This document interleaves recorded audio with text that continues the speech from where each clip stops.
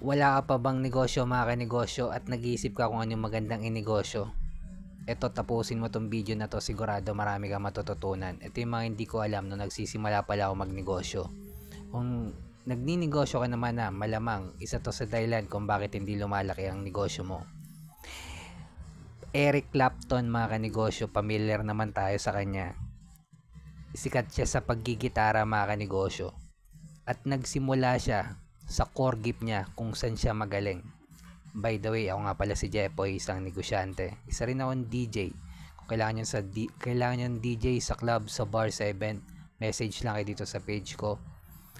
Bilang negosyante, meron akong 10 taon na karanasan na pagkalugi sa pagninegosyo. Tunay na negosyo lang tulad ng sari-sari store, barbecuehan, bilyaran, rental.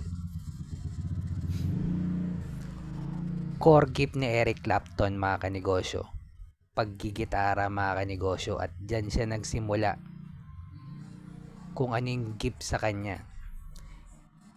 Lahat tayo mga kanegosyo may gift tayo na galing sa taas na pwede nating gawing negosyo. Ako kasi nung nagsimula ako sa pagsasari sa way back 2015, hindi ko pa alam kung ano yung core gift ko mga kanegosyo. Naitayo ko yung sari-sari store ko malapit sa school kung saan ako graduate ng college. Graduate ako ng marketing management sa TIP Cubao. Nagsimula ako sa sari-sari store mga kanegosyo. Hindi ko pa alam yung core gift ko noon. Hindi ko pa alam kung saan ako magaling. Basta gusto ko lang matuto sa pagninegosyo. Hindi rin ako marunong magluto. Madali buksan yung sari-sari store, kaya sari-sari store yung napili ko.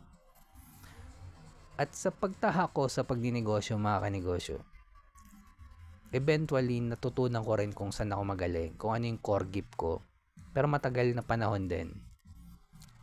Ngayon mga kanegosyo, kung ikaw aware ka na kung saan ka magaling, tulad ni Eric Clapton mga kanegosyo, magaling ka ba sa music? Magaling ba yung panlasa mo mga kanegosyo? Alam mo kung ano yung mga recipe pag natikman mo lang yung isang pagkain. Sa pakikinig ng music, isang pakinig mo lang, alam mo na kung paano gawa ng lyrics, paano siya naging catchy sa tenga ng mga nakikinig. O kaya magaling ka naman sa paningin. Alam mo yung mga billboard, kung ano yung kulay na ginamit, ano yung sukat. Kumaga magaling ka naman sa visual. O kaya may skill ka sa carpentry, isang tingin mo lang kung ano yung kaya mong gawin. Kaya mong gumawa ng lamesa. O kaya sa instrument tulad ni Eric Clapton mga kanegosyo. Gitara lang. Diyan siya nagsimula mga kanegosyo. At eventually, pinurso niya kung saan siya magaling. At yung negosyo, pumasok na lang sa kanya ng kusa. Endorsement, sponsorship, gig dito, concert dito. Kumbaga eventually naging negosyo na lang, pero nagsimula siya kung saan siya magaling, which is sa core gift niya mga kanegosyo, sa paggigitara. Doon siya nagsimula magnegosyo. Kaya kung nag-iisip ka pa lang kung ano ininegosyo mo ngayon, isipin mo kung ano yung core gift mo mga kanegosyo, at mag-focus ka lang dyan, focus in one. Hanapin mo yung community ng mayaman, scale up sa level 2 business model yan.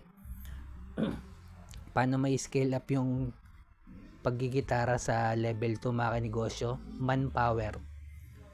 Ikaw nagtuturo ng mga future na gitarista, at ikaw yung magpapadala kung saan nila kailangan mag-concert halimbawa. Manpower business yan mga kanegosyo. Scalable yan. At pang-apat, kailangan na natin gumawa ng original content bilang negosyante. Kasama na sa trabaho natin yan mga kanegosyo. At kung umabot ka sa dulo na video na to, subscribe ka naman sa akin, heart mo na rin to.